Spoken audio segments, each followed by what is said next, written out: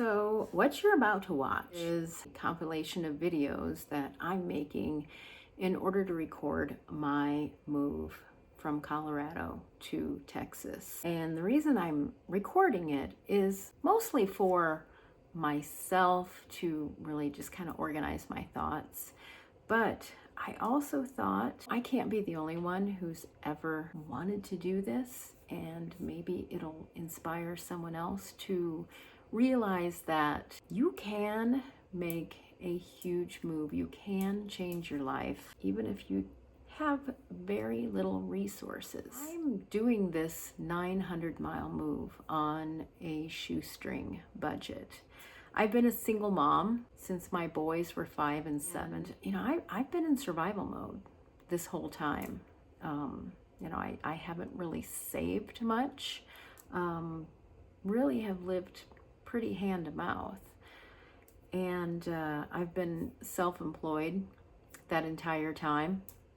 I've actually been self-employed since my oldest son was born. For several decades, I have been working as a hairstylist, self-employed, as a single mom. So now they're grown.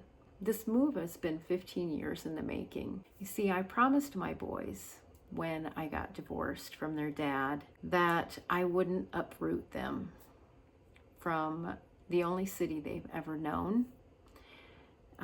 I wouldn't uproot them from their friends and from their school and from their dad. And I would, I would stay here and raise them. And I live just right outside of Boulder, Colorado. It's gotten very expensive here. I realize it's expensive everywhere, but I just want to be somewhere else. It's time for them to spread their adult wings, and it's time for me to create a life with intention, a life that's been built by me. I want to do this while I'm still young enough and healthy enough and brave enough. What you're going to see here is me just figuring it out as I go. At the recording of this video, I have 2 months until I actually move. So I'm just kind of cobbling together, trying to figure out how to do this with the resources that I have. And, maybe it'll inspire you and help you figure out how to make the big changes in your life. I have about 6 weeks until I move, and there are so many moving parts to the logistics of this because I am doing it all by myself. Single woman moving 900 miles from Colorado to Texas. So here's where I'm at so far. I've reserved an Airbnb from January 1st to January 31st. If you rent them, I don't know if that's the right term. Do you rent an Airbnb? I guess you do. For long term, it's less expensive than, of course, when you do it over a weekend or a few nights. So it's a studio apartment, and it's actually cheaper than rent at an apartment. So that gives me a little bit of breathing room when I get there. I do have a job, thank goodness. So I'll drive out there probably New Year's Eve and get into the Airbnb on January 1st and probably start working January 2nd. Then I'll have an entire month of working at my new place of employment, which helps me get into an apartment easier. I applied, I found an apartment that I really like. The apartment complex is really big. It's this nice brick apartment complex and surrounded by woods. It has 3 swimming pools and a gym, and it's nice. And I applied for an apartment unit there, but they told me because I'm self-employed. I've been self-employed here in Colorado since 2001, 2002. That in order for me to qualify for the apartment, I would have to send them my bank statements. And in my bank statements, I would have to have 5 times the amount of the monthly rent in order to qualify, which is roughly under $10,000. If I had $10,000, I would be house hunting right now. I'd buy a house. I wouldn't be looking for an apartment. So that's not gonna work. So that's the plan. I'm gonna, probably go to them after my first paycheck, maybe my second paycheck. I don't know. I don't know how that works, but apply and hopefully get into the unit that I want or the floor plan that I want.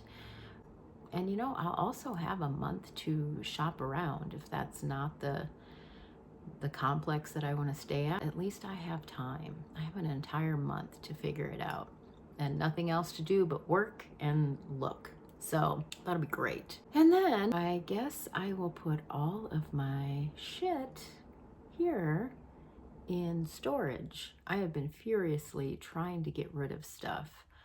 And I'll make another video about that because, man, trying to do the old Marie Kondo business right here.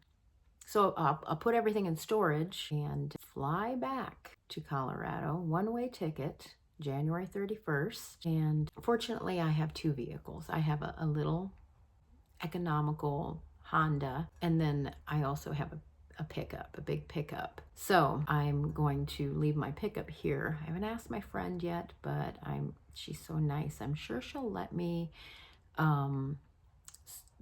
park my pickup here at her house for a month. I will take my pickup, go to the storage unit, rent a U-Haul, and load everything up. And with the help of somebody, I don't know, I'll at least have one son still here. And I'll just have to plea to some friends and pack up the U-Haul, drive back to Texas to my new apartment. And then once I get there, I'm going to have to find somebody to help me physically move it into my apartment, which it'll happen. I mean, I'll probably have to hire somebody. So, that's where I'm at. It's not easy. There's a lot of moving parts, pun intended, to moving. But everything is figure outable. Everything, you as long as you take it step by step, you can figure out how to do it. And that's why I'm recording this, because I am a single woman with no savings. Don't judge me on that. I've been a single mom for the last 15 years. I couldn't save, but it's all gonna work out. So stay tuned as far as how this all works out. I'm going to do another video about the whole purging thing. So yeah, thanks for following along. New plan as far as my stuff goes. I called Pods this morning.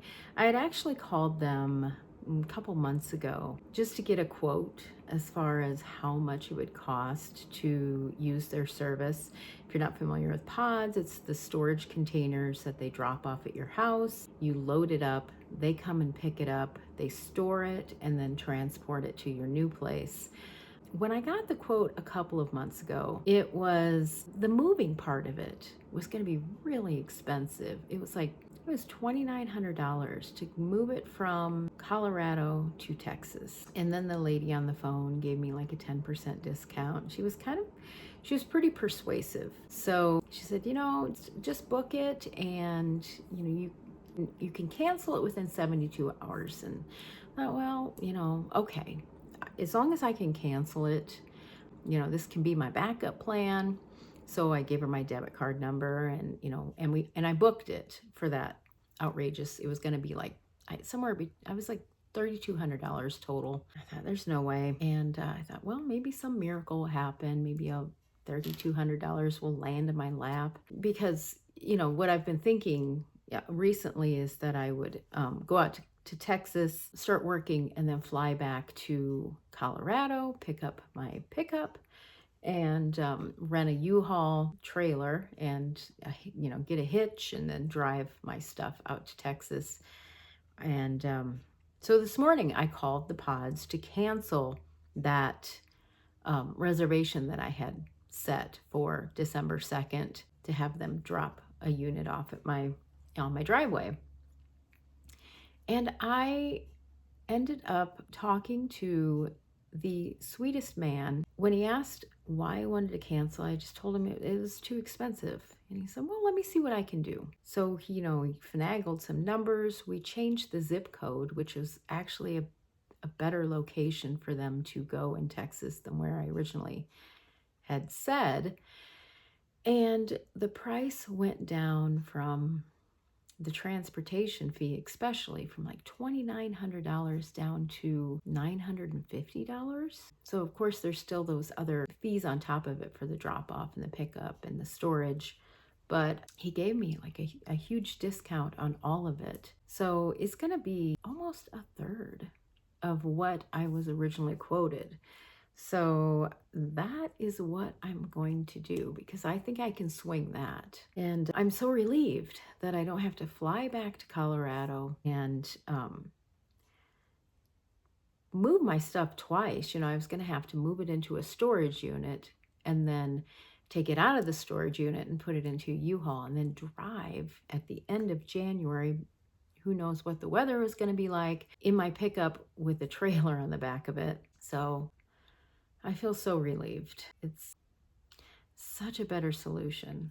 I don't have to come back here and handle my stuff. It's just gonna magically show up at my new place.